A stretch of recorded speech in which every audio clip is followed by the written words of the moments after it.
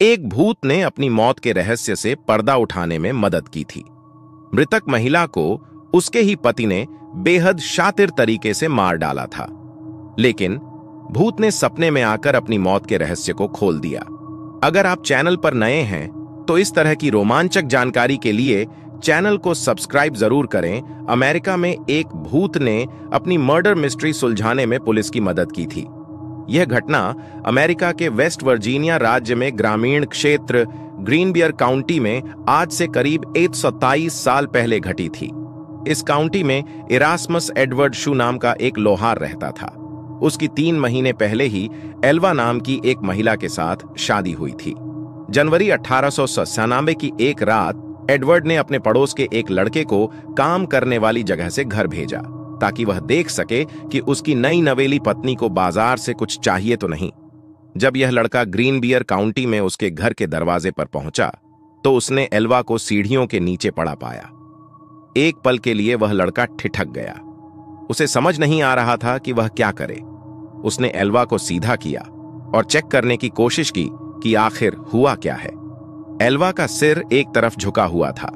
पहले तो उसे लगा कि एल्वा शायद सो रही हैं। वह चुपचाप उनकी ओर बढ़ा और मिसेस शू कहकर उन्हें जगाने की कोशिश की।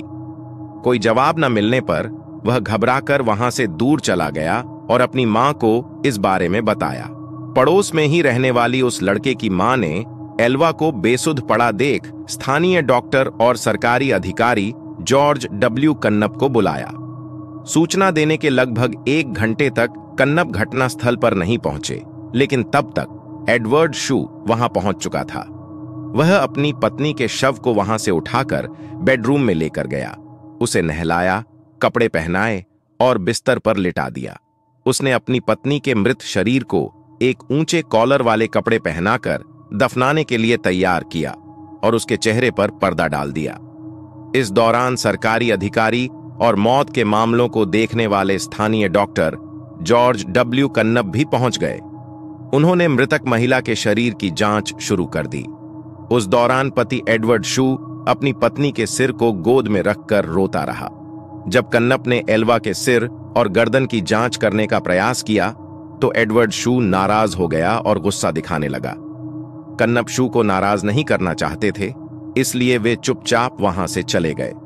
उन्होंने एल्वा के बाकी शरीर की जांच के दौरान कुछ भी गलत नहीं पाया था। कन्नप कुछ हफ्ते पहले के एल्वा का इलाज भी कर रहे थे, इसलिए उन्होंने मृत्यु के कारण को अचानक आई बेहोशी करार दिया। उन्होंने बाद में इसे गर्भावस्था से जुड़ी परेशानियों से जोड़ दिया। एल्वा के शरीर को लिटिल सेवेल माउंटेन के उसके बचपन के घर ले जाया गया और दफनाया गया। ताबूत में भी एल्वा के सिर और गर्दन को शू ने किसी और को न तो छूने दिया और न ही देखने दिया। हालांकि उसके इस अजीब व्यवहार को लेकर वहां मौजूद लोगों में कोई शक नहीं पैदा हुआ। एल्वा की मां मैरी जेन हीस्टर को छोड़कर हर कोई इस मौत को प्राकृतिक मान रहा था। वह शू को कभी पसंद नहीं करती थीं और उन्हें बिना सबूत के भी यह यकीन हो गया था कि शू ने ही उसकी बेटी की हत्या कर दी है। पर बड़ी बात यह थी कि सिर्फ एल्वा ही बता सकती थी कि उसके साथ क्या हुआ था। ऐसे में मैरी जेन हीस्टर ने एल्वा की आत्मा से बात करने का फैसला किया। उन्होंने आत्मा को बुलाने के लिए कई विशेष पूजा और प्रार्थनाएं शुरू कर दीं। कई हफ्तों तक सुबह शाम प्रार्थना करने के बाद उसे एल्वा की आत्मा से उत्तर मिला। हीस्टर ने दावा किया कि उसकी बेटी उसे अपनी कहानी बताने के लिए लगातार 4 रात सपने में दिखाई दी। उन्होंने कहा कि आत्मा पहले एक उज्ज्वल प्रकाश के रूप में प्रकट हुई, धीरे धीरे एक मानव रूप लेकर अपनी कहानी बताने लगी। इस दौरान पूरा कमरा ठंड से भर जाता था। लगातार 4 दिनों तक एल्वा की आत्मा ने अपनी मां को सपने के जरिए पूरी कहानी शुरू की। एल्वा के भूत ने उसकी मां के सामने कबूल किया कि शू ने उसके साथ क्रूरता की और दुर्व्यवहार किया। एक रात जब एल्वा ने रात को खाने में मीट नहीं बनाया तो उसने एल्वा पर हमला कर दिया और मारपीट की। शू ने मारपीट के दौरान एल्वा की गर्दन तोड़ दी थी, जिसके बाद एल्वा के भूत ने अपना सिर पूरी तरह से पीछे घुमाया और वहां से चली गई। इस घटना के बाद एल्वा की मां पब्लिक प्रोसिक्यूटर जॉन प्रेस्टन के पास गई और मामले को फिर से खोलने की अपील की।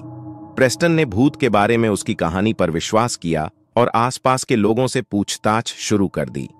शू के पड़ोसियों और दोस्तों ने एल्वा के अंतिम संस्कार के दौरान उसके अजीब व्यवहार के बारे में सरकारी अभियोजक प्रेस्टन को बताया।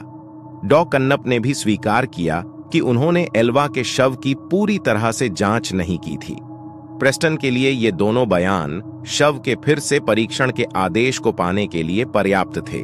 उन्होंने कोर्ट के आदेश से शू की आपत्तियों के बावजूद शव को कब्र से बाहर निकलवाया और जांच के लिए मोर्चरी लेकर गए। एक स्थानीय समाचार पत्र द पोकाहोंट्स टाइम्स ने बाद में रिपोर्ट किया कि गले पर उंगलियों के निशान पाए गए थे, जिससे पता चला कि एल्वा की मौत दम घुटने से हुई थी। उसके गर्दन पर गला घोंटने के निशान पाए गए थे, जिससे गर्दन की नस और कोशिकाओं को काफी नुकसान पहुंचा था।